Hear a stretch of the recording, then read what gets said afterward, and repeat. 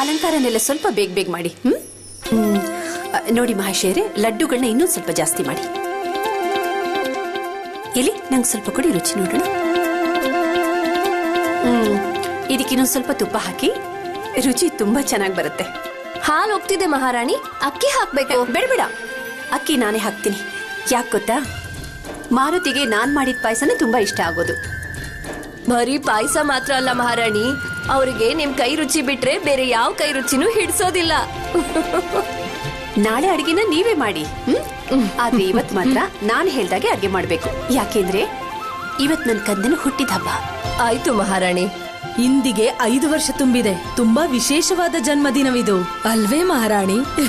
ಹಾ, ಕಾಶಿಯಿಂದ ಪ್ರಕಾಂಡ ಪಂಡಿತರು ಬೇರೆ ಬರ್ತಿದ್ದಾರೆ. ಅವ್ರು ಯಾವ ಸಮಯ ಹೇಳಿರ್ತಾರೋ ಆ ಸಮಯಕ್ಕೆ ಸರಿಯಾಗಿ ಬಂದ್ಬಿಡ್ತಾರೆ. ಸ್ವಲ್ಪನೂ ಆ ಕಡೆ ಈ ಕಡೆ ಆಗೋದೇ ಇಲ್ಲ. ಒಂದ್ ವೇಳೆ ಹೆಚ್ಚು ಕಡಿಮೆ ಆಗ್ಬಿಟ್ರೆ ತುಂಬಾ ಕೋಪಿಸ್ಕೊಳ್ತಾರೆ. ಮಹಾರಾಣಿ, ಏನಾಯ್ತು? ಮಾರುತಿನ ಹೇಳ್ಸಿದ್ರಾ?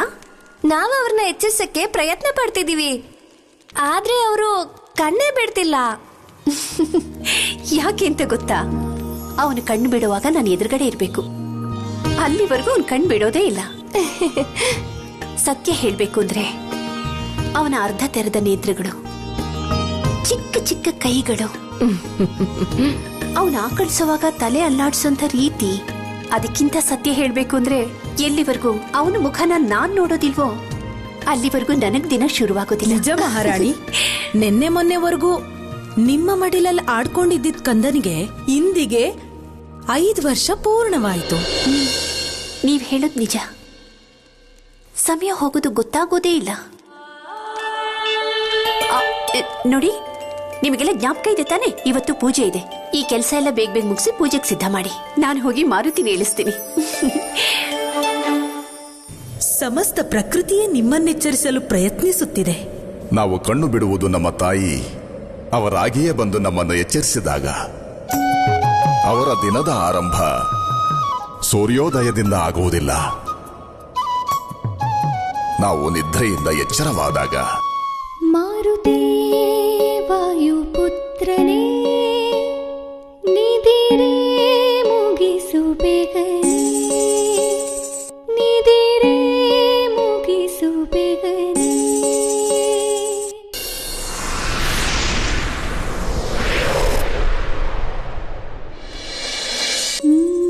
ನಗುವುದು ಬೀರಿದ ಮಂದಾರ, ಮುಗವುದು ಹೊಳೆವ ಚಂದಿರ, ನನ್ನ ಮುತ್ತಿನ ರಾಜನು ನೀನು, ನಿದಿರೆ ಮುಗಿಸು ಬೇಗನೆ,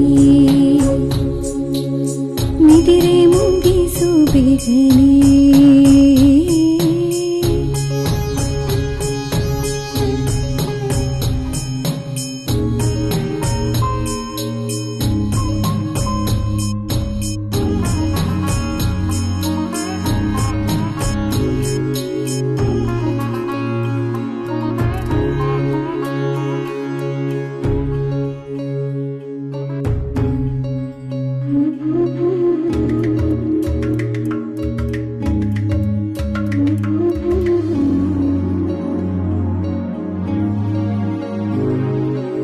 ನದಿಯದು ಎತ್ತು ಹರಿದಿದೆ ನೋಡು, ಮಧುವನ ತುಂಬಿದೆ ಪರಿಮಳ ನೋಡು, ಕಿರಣ ಸೋಸೋ ಸೂರ್ಯನ ನೋಡು, ನಿದಿರೆ ಮುಗಿಸು ಬೇಗನೆ, ನಿದಿರೆ ಮುಗಿಸು ಬೇಗನೆ.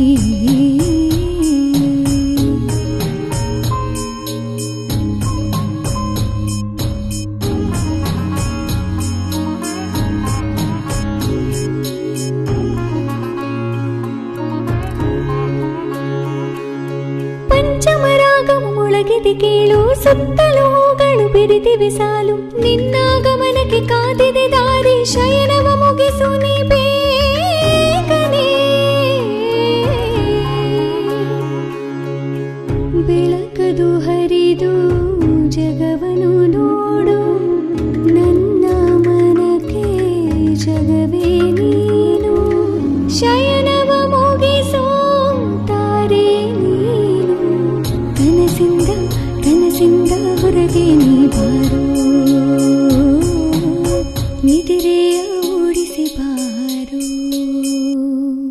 ಪುತ್ರ ಮಾರುತಿ, ನಿಮಗೆ ಜನ್ಮದಿನದ ಶುಭಾಶಯಗಳು. ಈ ಶುಭ ದಿನದಲ್ಲಿ ನಾವು ಮಹಾದೇವನ ಕೇಳ್ಕೊಳ್ಳೋದಿಷ್ಟೇ, ಈ ನಮ್ಮ ಮುದ್ದು ಪುತ್ರ ನಮ್ಮಿಂದ ಯಾವತ್ತೂ ದೂರ ಆಗ್ಬಾರ್ದು ಅನ್ನೋದು. ನಿಮಗೊಂದು ವಿಷಯ ಗೊತ್ತಾ? ಇವತ್ತಿನ ಈ ಶುಭ ದಿನದಲ್ಲಿ ನಾವು ನಿಮಗೋಸ್ಕರ ಒಂದು ದೊಡ್ಡ ಪೂಜೆ ಇಟ್ಕೊಂಡಿದೀವಿ. ಮತ್ತೆ ಪೂಜೆನಾ? ಹೇಳ್ತೀನಿ, ಎಲ್ಲಿ ಬೇಗ ಹೇಳಿ. ನೀವು ಬೇಗ ಸ್ನಾನ ಮುಗಿಸಿ ತಯಾರಾಗಿ. ಅಮ್ಮ, ನನ್ ಬದಲು ನೀವೇ ಮಾಡ್ಬೋದಲ್ವಾ ಪೂಜೆನಾ? ಯಾಕೆ? ಅಮ್ಮ ಪೂಜೆ ಮಾಡಿದ್ರು, ನಾವ್ ಪೂಜೆ ಮಾಡಿದ್ರು, ಎರಡು ಒಂದೇ ಅಲ್ವಾ? ಆದ್ರೆ ಜನ್ಮದಿನ ಯಾರದು ಹೇಳಿ? ನಂದಾ ಇಲ್ಲ ನಿಮ್ಮದಾ? ನಮ್ಮ ಮತ್ತೆ ನಮ್ಮ ಅಮ್ಮನ ಜನ್ಮದಿನ ಎರಡು ಒಂದೇ ದಿನ ಬರುತ್ತೆ. ಅದ್ ಹೇಗೆ? ಅದು ಹೇಗೆ ಅಂದ್ರೆ, ನೀವು ನನಗೆ ಯಾವಾಗ ಜನ್ಮ ಕೊಟ್ರೋ ಅವಾಗಿಂದನೇ ಅಲ್ವಾ ನೀವು ನನ್ ಮಾತೆ ಆಗಿದ್ದು. ಅಂದ್ಮೇಲೆ ಮಾತೆ ಮತ್ತೆ ಪುತ್ರನ ಜನ್ಮದಿನ ಒಂದೇ ದಿನ ಆಯ್ತಲ್ವಾ? ನಮಗ್ ನಿದ್ದೆ ಬರ್ತಿದೆ. ಅಯ್ಯೋ ಮಾರುತಿ, ಈ ಮಾತೆಲ್ಲ ಯಾರು ಕಲಿಸ್ಕೊಟ್ರಮ್ಮ ನಿಂಗೆ? ಇಲ್ಲಿ ಹೇಳು. ಮೊದ್ಲು ಹಾಸಿಗೆ ಬಿಟ್ಟಿದ್ದು ತಯಾರಾಗೋದು ಕಲ್ತ್ಕೊಳ್ಳಿ. ಅಮ್ಮ, ನಾವು ರಾತ್ರಿ ಎಲ್ಲ ನಿದ್ದೆನೆ ಮಾಡಿಲ್ಲ. ಯಾಕೆ? ಗೋಲು ಬೋಲು ನಂಗೆ ಸತಾಯಿಸ್ತಿದ್ರು. ಗೋಲು ಮೋನು ಯಾರು? ಮೋನು ಅಲ್ಲ, ಬೋಲು. ಬೋಲುನಾ? ಅಮ್ಮ, ನಿಮಗಲ್ಲೊಂದು ವೃಕ್ಷ ಕಾಣಿಸ್ತಿದ್ಯಾ? ಗೋಲು ಬೋಲು ಅವ್ರ ಅಪ್ಪ ಅಮ್ಮನ ಜೊತೆ ಅದೇ ವೃಕ್ಷದ ಮೇಲೆ ವಾಸ ಮಾಡ್ತಿದ್ದಾರೆ. ವೃಕ್ಷದ ಮೇಲೆ? ಹಾ ಅಮ್ಮ, ವೃಕ್ಷದ ಮೇಲೆ. ಅದೇ ಅವ್ರ ಮನೆ. ನಮಗ್ ಮನೆ ಇಲ್ವಾ, ಹಾಗೆ. ಓಹೋ, ಅಂದ್ರೆ ಗೋಲು ಬೋಲು ಪಕ್ಷಿಗಳು ಅಂತಾಯ್ತು. ಇಲ್ಲ ಅಮ್ಮ, ಅವು ಅಳಿಲ್ಗಳು. ಅವರು ನಮ್ಮ ಆಪ್ತ ಮಿತ್ರರು. ಹೌದಾ? ಇಡೀ ರಾತ್ರಿ ಎಲ್ಲ ಚೀ ಚೀ ಚೀ ಚೀ ಅಂತ ಇರ್ತಾರೆ. ಯಾಕೆ ಹಾಗೆ? ಯಾಕಂದ್ರೆ ಅದರ ಆಹಾರ ಯಾರೋ ಕದ್ಬಿಟ್ಟಿದ್ರು. ಅದಕ್ಕೆ ನಾವ್ ನಿದ್ದೆ ಮಾಡ್ಲಿಲ್ಲ. ನಮಗಿವಾಗ ನಿದ್ದೆ ಬರ್ತಿದೆ ಅಮ್ಮ. ಮಾರುತಿ, ಸಾಕ್ ಮಾಡಿ ನಿಮ್ ಪುರಾಣನ. ಶೀಘ್ರವಾಗಿ ಹೋಗಿ ತಯಾರಾಗಿ. ನಿಮಗೊಂದು ವಿಷಯ ಗೊತ್ತಾ? ಇವತ್ತಿನ ವಿಶೇಷ ಪೂಜೆಗೆ ಗುರುದೇವ ಮಾತಂಗ ಋಷಿ ಬರ್ತಾ ಇದ್ದಾರೆ. ಇವತ್ತು ದಿನವಿಡೀ ಪೂಜೆ ಇರುತ್ತೆ, ಅದಕ್ಕೆ ಶೀಘ್ರವಾಗಿ ತಯಾರಾಗೋದು ಅವಶ್ಯಕತೆ ಇದೆ. ದಿನ ಪೂರ್ತಿ ಪೂಜೆ? ಮತ್ತೆ ನಾವ್ ಆಡೋಕೆ ಯಾವಾಗ ಹೋಗೋದು? ಇವತ್ತು ನಮ್ ಜನ್ಮದಿನ. ನಾವು ನಮ್ ಸ್ನೇಹಿತರ ಜೊತೆ ಆಟಾಡಕ್ ಹೋಗ್ಬೇಕು. ಅದಕ್ಕೆ ದಿನ ಪೂರ್ತಿ ಪೂಜೆಯಲ್ಲಿ ನಮ್ ಕೈಲಿ ಇರಕ್ ಆಗೋಲ್ಲ ಅಮ್ಮ. ಇವತ್ತೊಂದು ದಿನ ಅಷ್ಟೇ ಮಾರುತಿ. ಹಾಗೆ ಇವತ್ತು ಆ ಕಡೆ ಈ ಕಡೆ ನೀವು ಓಡಾಡೋ ಹಾಗಿಲ್ಲ, ಮನೆಯಿಂದ ಹೊರಗಡೆ ಹೋಗೋ ಹಾಗೂ ಇಲ್ಲ. ಅರ್ಥ ಆಯ್ತಾ? ಆಯ್ತಮ್ಮ. ಸರಿ, ಹಾಗಾದ್ರೆ ನೀವು ಹೋಗಿ ಸ್ನಾನ ಮಾಡಿ ಅಲ್ಲಿಟ್ಟಿರೋ ಹೊಸ ವಸ್ತ್ರಗಳನ್ನ ಹಾಕೊಂಡು ಬೇಗ ಪೂಜೆಗೆ ಬಂದ್ಬಿಡ್ಬೇಕು. ಸರಿನಾ? ಬೇಗ ಬನ್ನಿ. ದಿನ ಪೂರ್ತಿ ಪೂಜೆ ಯಾಕೆ?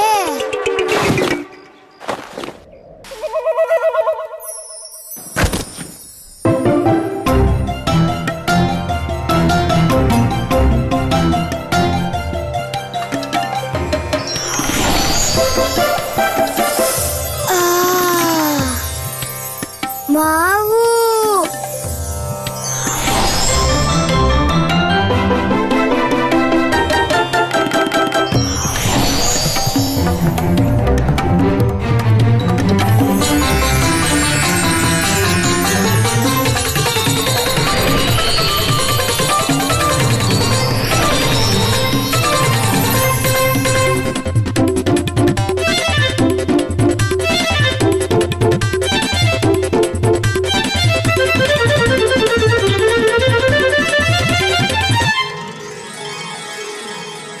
ಜನ್ಮದಿನದ ಶುಭಾಶಯಗಳು ಮಿತ್ರ.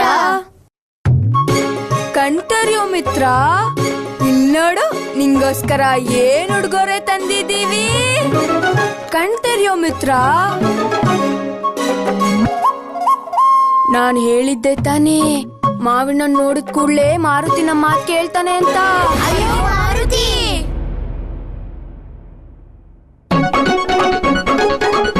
ಮಾರುತಿ ಎಲ್ಲಿ ಹೋದ?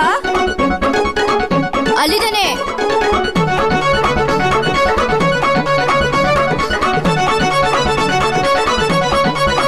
ಇದೇನ್ ಗಬ ಗಬ ಅಂತ ತಿಂತಿದ್ದಾನೆ? ಸಿಪ್ಪೆನ ಬಿಡ್ತಾ ತಿನ್ಬಿಡ್ತೀಯಾ? ಆಹಾ, ಎಷ್ಟೊಂದು ರುಚಿಯಾಗಿದೆ. ಈ ಮಾವನ್ನ ಎಲ್ಲಿಂದ ತಂದ್ರಿ? ಇಲ್ಲಿಂದ 10 ಗಾವುದ ದೂರ ಒಂದ್ ತೋಟ ಇದೆ. ದೂರದಿಂದ ನೋಡಿದ್ರೆ ಅದ್ ಹೆಂಗ್ ಕಾಣುತ್ತೆ ಗೊತ್ತಾ? ಅಲ್ಲಿ ಹಳ್ದಿ ಹಳ್ದಿ ಬಣ್ಣದ ಮೋಡ ಇದ್ದಂಗಿರುತ್ತೆ. ಹತ್ರ ಹೋಗ್ ನೋಡಿದ್ರೆ ಮರಗಳು ತುಂಬಾ ಮಾವಿನ ಹಣ್ಣುಗಳು. ಮಾವು ಅಲ್ಲಿ ರುಚಿ ರುಚಿಯಾದ ಹಣ್ಣುಗಳಿವೆ. ಅಂತ ಹಣ್ಣುಗಳು ಬೇರೆ ಎಲ್ಲೂ ಸಿಗೋದಿಲ್ಲ. ಮತ್ತೆ ಹೋಗಿ ತಗೊಂಬನ್ನಿ. ಸಮಸ್ಯೆ ಏನಿದೆ? ಸಮಸ್ಯೆ ಏನಂದ್ರೆ ಅಲ್ಲೊಬ್ಬ ಮೂಸಂಡಿ ಮಾಲಿ ಇರ್ತಾನೆ. ಅವನು ಆ ತೋಟನ ಕಾಯ್ತಿರ್ತಾನೆ. ಆ ತೋಟ ಒಂದು ರಹಸ್ಯ ಜಾಗದಲ್ಲಿದೆ ಮಿತ್ರ. ಅದ್ರ ಬಗ್ಗೆ ನಾವಿಲ್ಲಿ ಚರ್ಚೆ ಮಾಡೋ ಹಾಗೆ ಇಲ್ಲ. ಗೊತ್ತಾಯ್ತು ಬಿಡಿ. ನನ್ನ ಈಗ್ಲೇ ಅಲ್ಲ ಕರ್ಕೊಂಡು ಹೋಗಿ. ಆ ಮಾಲಿನ ನಾನೊಂದ್ ಕೈ ನೋಡ್ಕೊಂತೀನಿ. ನೀವೆಲ್ಲ ಆ ತೋಟನ್ ಖಾಲಿ ಮಾಡ್ಬಿಡಿ. ಒಂದೇ ಒಂದ್ ಹಣ್ಣು ಕೂಡ ಉಳಿಬಾರ್ದು.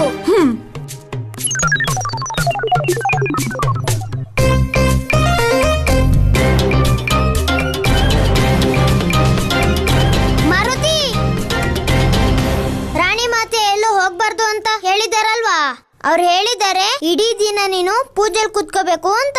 ಅಯ್ಯೋ ಹಾ, ಮಾತೆಯ ಆದೇಶ ಉಲ್ಲಂಘನೆ ನಾವು ಮಾಡೋ ಹಾಗೆ ಇಲ್ಲ. ಹಾಗಾದ್ರೆ ಆ ಹಣ್ಣು ತಿನ್ನೋ ಭಾಗ್ಯ ನಮ್ಗಿಲ್ಲ ಅನ್ಸುತ್ತೆ. ಯಾಕಂದ್ರೆ ನಾಳೆನೆ ಆ ಮಾಲಿ ಎಲ್ಲಾ ಹಣ್ಣುಗಳನ್ನು ಕಿತ್ತು ರಾಜ ವಾಲಿ ಅರಮನೆಗೆ ತಗೊಂಡ್ ಹೋಗ್ತಿದ್ದಾರೆ. ನಾವು ಯೋಚನೆ ಮಾಡೋಣ.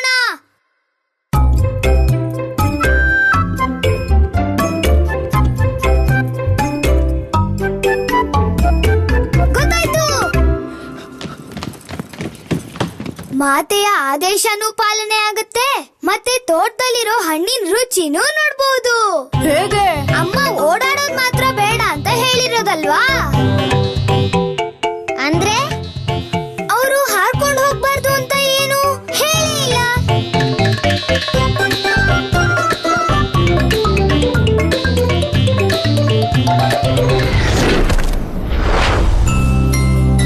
ವಾ ಮಾರುತಿ, ಎಂತ ಉಪಾಯ ಹುಡ್ಕಿದ್ಯಾ?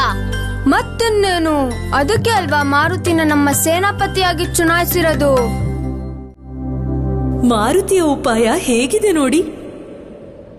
ಸಂದಿಗ್ಧ ಪರಿಸ್ಥಿತಿಯಲ್ಲೂ ಅತ್ಯುತ್ತಮ ಪರಿಹಾರ. ಜೀವನದಲ್ಲಿ ಸಂಕಷ್ಟಗಳು ಬಂದೇ ಬರುತ್ತವೆ. ಆದರೆ ಸಂಕಷ್ಟದ ಸ್ಥಿತಿಯಲ್ಲೇ ಆ ಎಲ್ಲಾ ಸಂಕಷ್ಟವನ್ನು ಎದುರಿಸಿ ಸಮಸ್ಯೆಯಲ್ಲೇ ಪರಿಹಾರ ಕಂಡುಕೊಳ್ಳಬೇಕು. ಅವಶ್ಯಕತೆ ಬಂದಾಗ ಸಮಸ್ಯೆಯನ್ನು ನೋಡುವ ದೃಷ್ಟಿಕೋನ ಬದಲಾಗಬೇಕು ದೇವಿ. ಅಂದರೆ ಮಾರುತಿಯ ಈ ಕಾರ್ಯದಲ್ಲೂ ನೀತಿ ಪಾಠವಿದೆಯೇ? ಅವಶ್ಯವಾಗಿ. ಪ್ರತಿಯೊಂದು ನಮ್ಮ ದೃಷ್ಟಿಕೋನದಲ್ಲಿದೆ ದೇವಿ. ಕೇವಲ ದೃಷ್ಟಿಕೋನ ಬದಲಾಗುವುದರಿಂದ ಸಮಸ್ಯೆಗೆ ಪರಿಹಾರ ಸಿಗುತ್ತದೆ.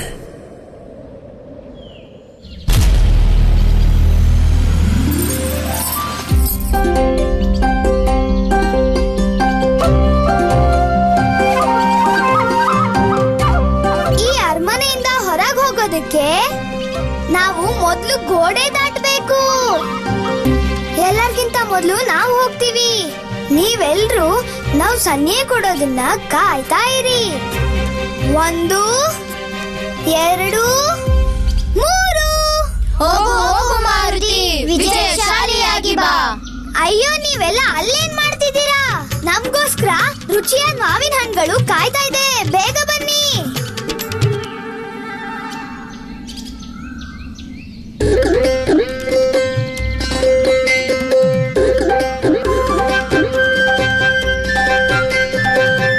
ಅಯ್ಯೋ, ನೀವೆಲ್ಲ ಅಲ್ಲೇನ್ ಮಾಡ್ತಿದ್ದೀರಾ? ಬೇಗ ಬನ್ನಿ.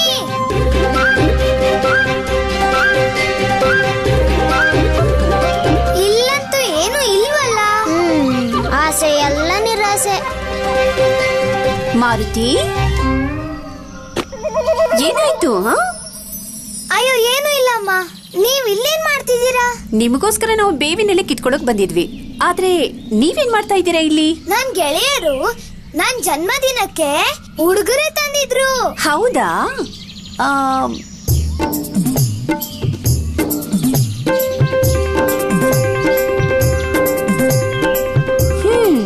ಎಲ್ಲಿ ಹೋದ್ರು ಮಿತ್ರರು? ಇವ್ರೆಲ್ರೂ ಎಲ್ಲೋದ್ರು? ಕಾಣಿಸ್ತಾನೆ ಇಲ್ವಲ್ಲ.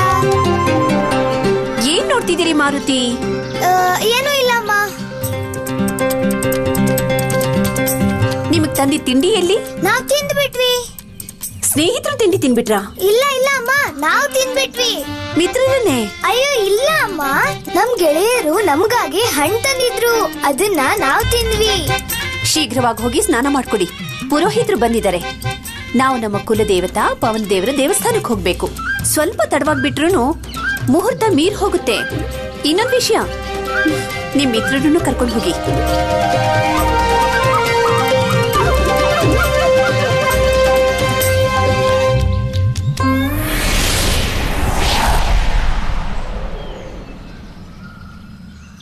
ಕುಲದೇವತೆ ಪವನದೇವನ ಮಂದಿರಕ್ಕೆ ನಿಮ್ಮೆಲ್ಲರಿಗೂ ಸ್ವಾಗತ.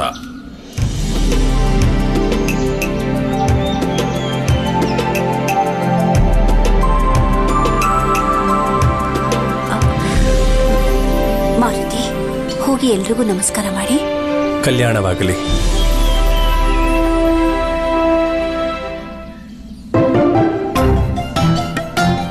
ಇಷ್ಟೊಂದ್ ಜನನ ಒಬ್ಬೊಬ್ರಿಗೆ ನಮಸ್ಕಾರ ಮಾಡ್ತಾ ಹೋದ್ರೆ ಅರ್ಧ ದಿನ ಇಲ್ಲೇ ಹೋಗ್ಬಿಡುತ್ತೆ.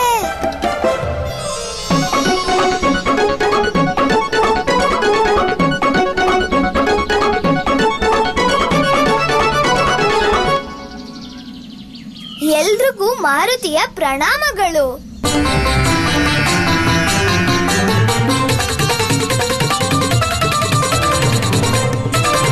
ಪ್ರಣಾಮಗಳು ಪುರೋಹಿತರೇ.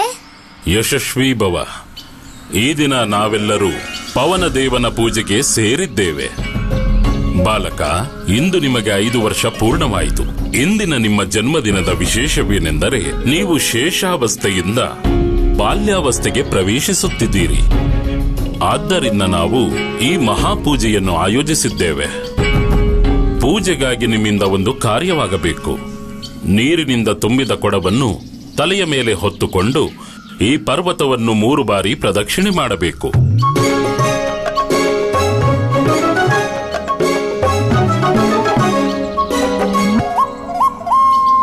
ಪ್ರದಕ್ಷಿಣೆ ಮುಗಿದ ನಂತರ ನೀವು ಈ ಪರ್ವತದ ತುದಿಗೆ ಹೋಗಿ ಪವನದೇವನ ಮೂರ್ತಿಗೆ ಅದೇ ನೀರಿನಿಂದ ಅಭಿಷೇಕ ಮಾಡಬೇಕು. ಪುರೋಹಿತರೇ, ನಮ್ಮಂತ ಬಾಲಕನಿಗೆ ಈ ಕೆಲಸ ಕಷ್ಟ ಆಗೋದಿಲ್ವಾ? ಕಠಿಣ ಕಾರ್ಯ ನಿಜ ಬಾಲಕ, ಏಕೆಂದರೆ ಆ ದೇವರು ಕೂಡ ವಿಶೇಷ. ಪವನದೇವ ನಿಮ್ಮ ಕುಲದೇವತೆ, ಸಾಮಾನ್ಯ ದೇವರಲ್ಲ.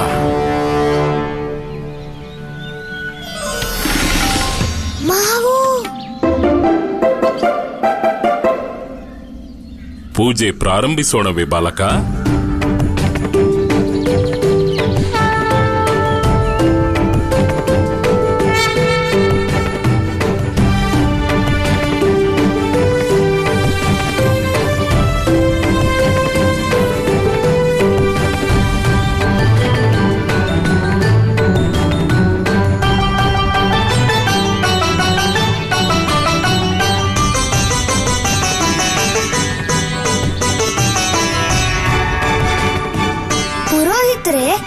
ನಾವೊಂದ್ ಸ್ಥಳಕ್ಕೆ ಬೇಗ ಹೋಗೋ ಅವಶ್ಯಕತೆ ಇದೆ. ಅದು ಯಾವ ಕಾರ್ಯ ಮಾರುತಿ? ಅದು ನಿಮ್ಮ ಕುಲದೇವನ ಪೂಜೆಗಿಂತ ಮಹತ್ವಪೂರ್ಣವಾದದ್ದೇ. ಅದೆಂತ ಜಾಗ ಅಂದ್ರೆ ನಾವ್ ಹೇಳೋಕಾಗೋದಿಲ್ಲ. ಅದು ತುಂಬಾ ಗುಪ್ತ ವಿಚಾರ. ನಾವೆಲ್ಲ ಇಲ್ಲಿ ಯಾವ ಪೂಜಾ ವಿಧಾನ ಮಾಡುತ್ತಿದ್ದೇವೋ ಅದರದೊಂದು ಗುಪ್ತ ವಿಷಯವನ್ನು ಹೇಳುತ್ತೇನೆ ಕೇಳಿ. ನಾವು ಪವನದೇವನಿಗೆ ಅಭಿಷೇಕ ಮಾಡಿದ ತಕ್ಷಣ ಜಲವನ್ನು ಅವನು ಸೇವಿಸುತ್ತಾನೆ. ನಮ್ಮ ಭಕ್ತಿಗೆ ಅವನು ಮೆಚ್ಚಿ ಪ್ರಾಣವಾಯುವನ್ನು ನಮಗೆ ಕರುಣಿಸುತ್ತಾನೆ. ನಂತರ ಹವನ ಕಾರ್ಯ ಮಾಡುತ್ತೇವೆ, ಅಗ್ನಿದೇವನನ್ನು ಪೂಜಿಸುತ್ತೇವೆ. ಅಗ್ನಿದೇವ ನಮ್ಮ ಶಾಖವನ್ನು ಪ್ರತಿನಿಧಿಸುತ್ತಾನೆ. ಅದೇ ರೀತಿ ವರುಣದೇವನಿಂದ ಜಲ ದೊರೆಯುತ್ತದೆ, ಸೂರ್ಯ ದೇವನಿಂದ ಪ್ರಕಾಶ ದೊರೆಯುತ್ತದೆ. ಗುರುಗಳೇ, ನೀವ್ ಹೇಳಿರುವಂತ ವಸ್ತು ಅದು ನಮಗೂ ಸಿಗುತ್ತೆ. ಅದಕ್ಕಿಂತಲೂ ಅಧಿಕವಾದದ್ದು ಸೃಷ್ಟಿಯಲ್ಲಿರೋ ಎಲ್ಲರಿಗೂ ಸಿಗುತ್ತೆ. ಅದು ಈ ದೇವತೆಗಳ ಪೂಜೆ ಮಾಡದೇ ಇದ್ರೂ ಸಿಗುತ್ತೆ.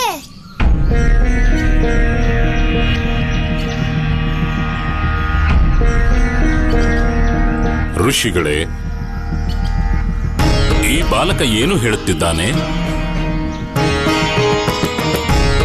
ಧರ್ಮವು ಜೀವನದ ಮೂಲಭೂತ ಅವಶ್ಯಕತೆಯಾಗಿದೆ. ಇದನ್ನು ಪೂರ್ಣಗೊಳಿಸಲು ಸಕಲ ದೇವತೆಗಳು ಸಹಾಯ ಮಾಡ್ತಾರೆ. ಆದರೆ ಈ ಬಾಲಕ ಹೇಳ್ತಾ ಇದ್ದಾನೆ ಇದೆಲ್ಲ ಅವನಿಗೆ ಬೇರೆಯವರಿಂದ ಸಿಗುತ್ತಂತೆ. ಅಂದ್ರೆ ಇದರ ಅರ್ಥ ಈ ಪೃಥ್ವಿಯಲ್ಲಿ ಬೇರೆ ದೇವರುಗಳಿದ್ದಾರಾ? ನೀವು ಸರಿಯಾಗಿ ಹೇಳಿದಿರಿ ಗುರುಗಳೇ. ಇರೋದ್ ನಿಜವಾದ್ರೆ ಹೇಳಿ ಯಾರದು? ಅದು ನಮ್ಮ ಅಮ್ಮ.